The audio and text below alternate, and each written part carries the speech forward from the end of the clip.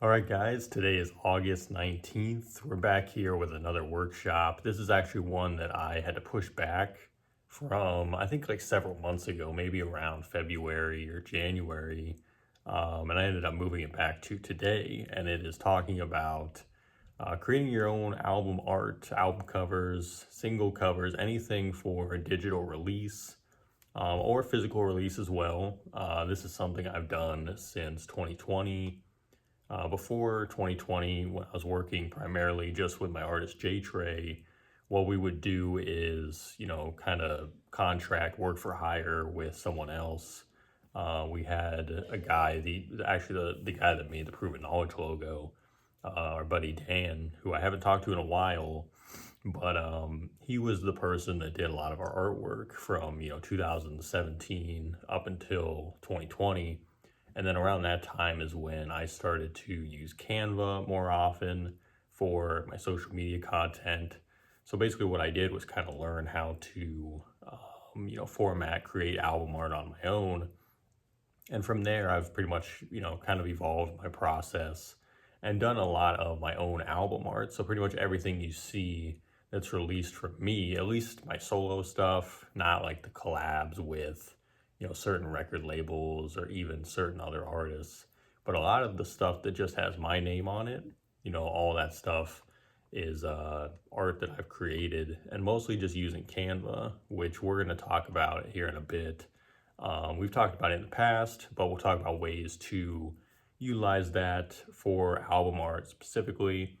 And we're going to go over some other tools that you can use.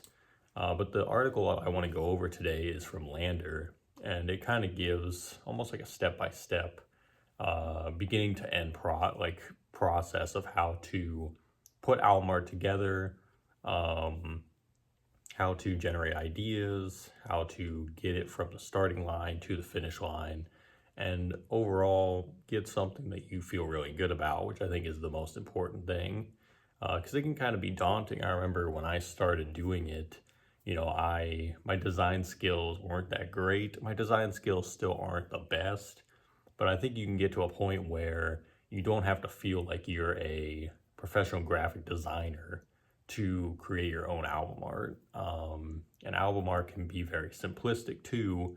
And this article kind of covers all bases of, getting you to feel good about doing it on your own, because it is something that, not a lot of people, I feel like they might not have the confidence to do. So that's kind of what we're going to be doing today. So it says, starting out, step one is to decide your artistic concept. Your album art has to uniquely represent your music, stand out, and be memorable. Think about what your music asks of your album art. Are you a singer-songwriter? Might be a good idea to have a nice picture of yourself on the cover. Do you make a minimalistic electronic music? Maybe your artwork should be minimalistic too. Should your artwork reflect the predefined aesthetic of your genre, or are you willing to strive for something new and unique? Once you have an idea of where you want to go, take a look at some album art that inspires you and note what about the art makes it so memorable. When you have an idea of the concept, it's time to find the tools and start designing. Unless you're going to take a picture of yourself, hire a photographer or a designer. You might need to get your hands on low-cost or no-cost tools to help you get the job done.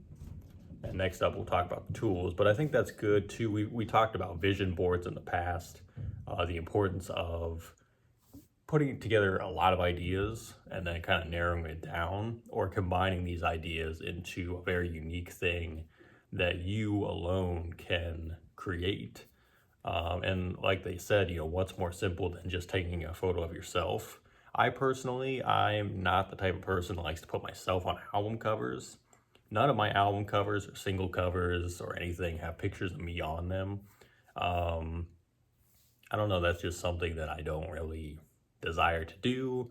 I prefer people to, if they see my face, that's cool. They'll probably see it on Spotify or Apple Music anyway.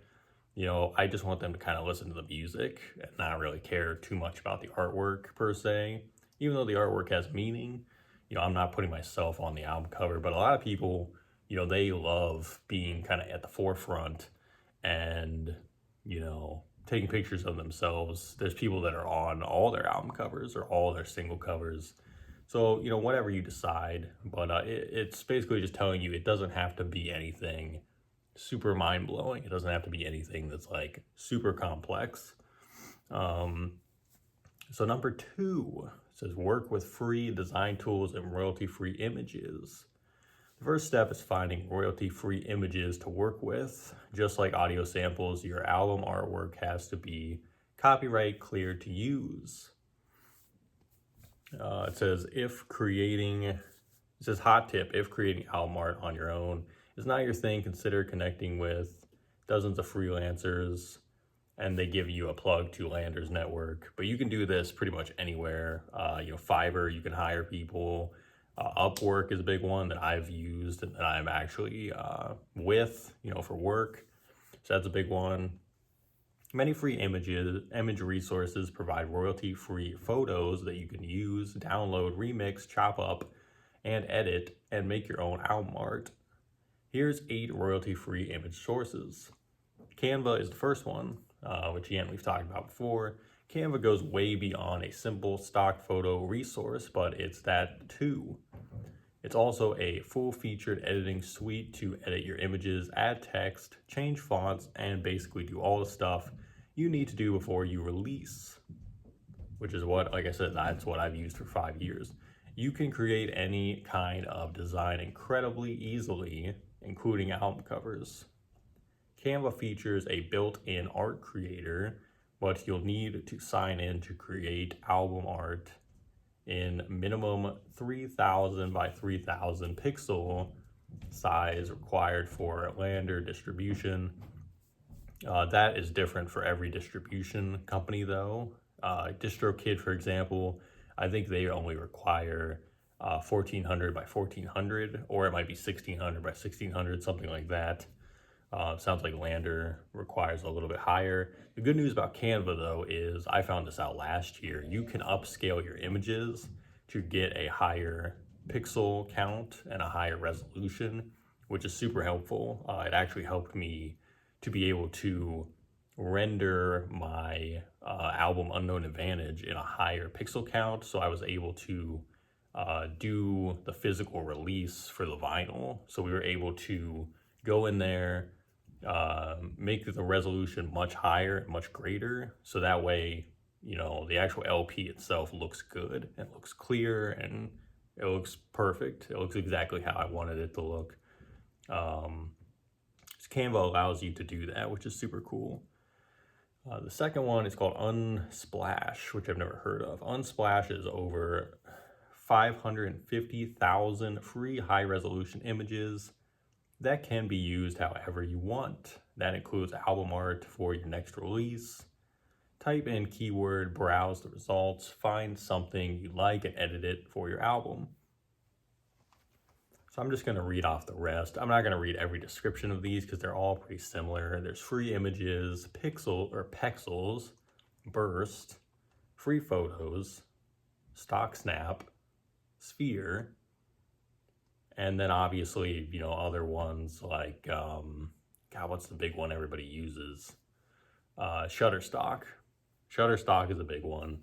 And there's plenty more. I mean, just go to Google and search royalty-free images. Artlist is big. I always get emails. Artlist trying to make me sign up for their program. But there's a ton of places where you can do this, and it's easy. It's very easy to do, easy to use. But again, if you are able to get somebody or just take a photo on your phone, like this part, I don't think is that complicated, honestly. Edit your image to make it your own. Your album art is the visual representation of your music on all streaming platforms and stores, so you need to take time to make it unique. Every image from each of the resources isn't just free to download. They are free to edit too, so edit them. You don't have to be a top-notch designer either. Here's some online image editing tools. Canva again, Designer.io, Inkscape, Krita, GIMP, and UI Draw. Use them to collage several images together, change the colors, add layers, and overlay your album title and artist name with a font you like. It's completely up to you. And then they give you kind of a visual example where they show a full image of a guy looking at a waterfall. And then what they did is they cropped it so only you see the guy and you see kind of the base of the waterfall. And then what they did is they changed the full color palette. They made it more bright, almost like a neon.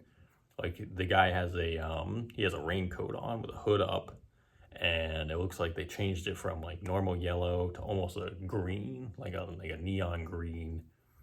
They made the blue a lot more like deep and interesting looking. The greens are very saturated. And then they added it looks like the title like to the top right corner. So that's just an example. And Canva, for example, they make it very easy to understand, how to crop things based on the dimensions of the design and how to add things, how to kind of layer. It makes it just super easy over there. Album cover size and specifications. To distribute your music to Spotify, Apple Music, and every other major platform, your album art has to fit some criteria. Follow these guidelines and you'll be good to go when it comes time to release. So your album cover size, a minimum of 3,000 by 3,000 pixels. A square has to be a square, obviously. They can't, put it in as a rectangle. I found that if you have something that's kind of like a rectangle or an oval or whatever, what you have to kind of do is just fit it in a square still and then fill the rest of the border with maybe a solid color or anything else. They can't just put it in as that, unfortunately.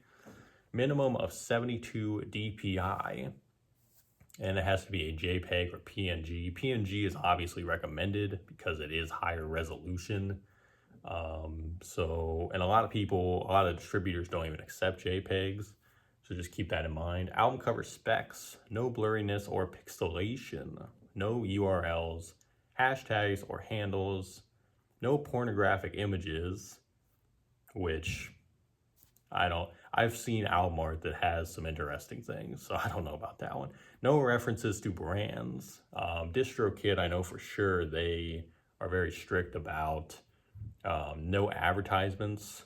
So you can't plug like Coca-Cola or Apple or anything else like that. Any type of brand can't be visible within the artwork, or they will turn it away. So try not to do that. Use the image editing tools mentioned above and your album art will be all set when it comes time to release your music. So next up, and this is another part of the article I'm not going to go super in depth on, but they go over, some of the design trends over the last several years. This was written last year in 2024. So it says album cover design ideas and trends in 2024. In the ever-evolving landscape of music, visual representation plays a pivotal role in helping your album stand out. Staying updated with the latest trends in the album cover design can give you an edge in crafting a cover that resonates with today's audience. Here are a few noteworthy trends in 2024. So I'll just read these. I'm not going to go over the descriptions like I said. Bold typography, which I'll kind of describe it. You can look at these examples when you read the article. But this is basically, having like your album title at the very top in all bold lettering. Something that, you immediately see. Minimalistic design. I would describe this as not a lot going on, just very simple graphics, not a lot of colors, maybe one or two colors, small font, things of that nature. Abstract art, which is one of my favorites, one I've been gravitating toward the most. It's more like painting style, whether you have someone do this themselves, like actually paint it, or you do this on your own through editing. I love abstract art. I love like oil paintings and things like that. Nostalgia and retro vibes. More of like, I don't know, just photographs old looking photographs, maybe things you throw a filter on, or, the setting itself might be more nostalgic. Maybe you have like an old car you're standing next to, or I don't know, you're in an old building or something like that.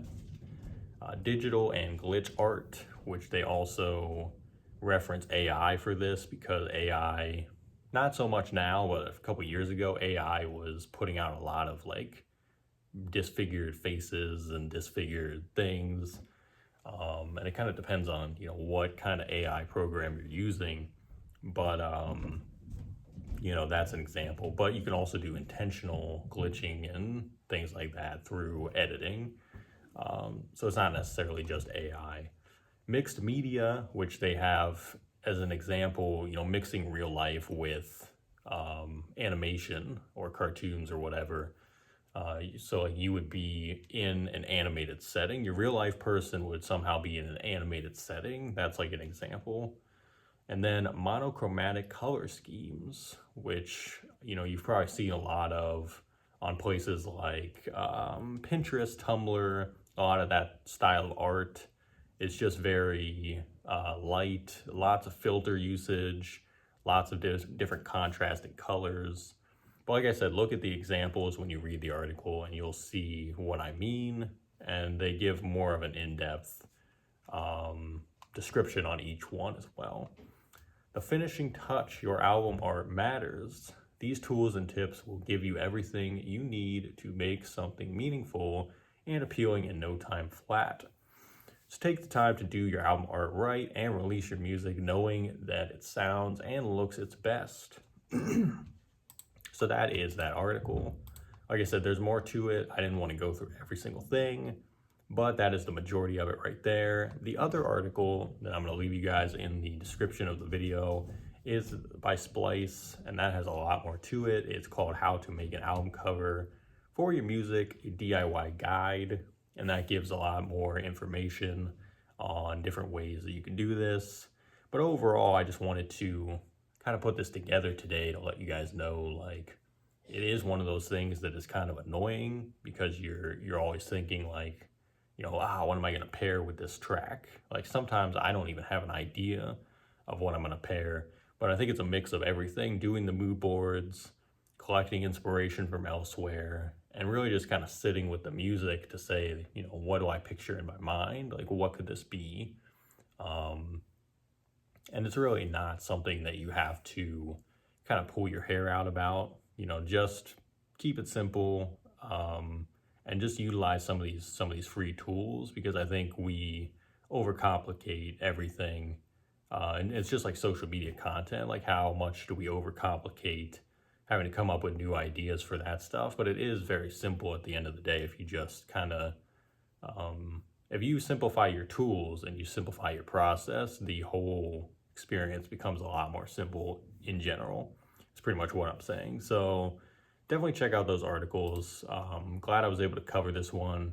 Next week, we're going to be talking about, specifically for producers, we're going to be talking about producers, mostly sample-based producers, collaborating with live instrumentalists. So, anyone that plays an instrument, it could be drums, piano, saxophone, whatever, collaborating with someone that makes more electronic based and sample based music, the possibilities that can come from that, my experience so far with that, and just kind of brainstorming ways that you can do that. So that's going to be a really cool one, and one that I am very excited about. So that'll be on August 26th.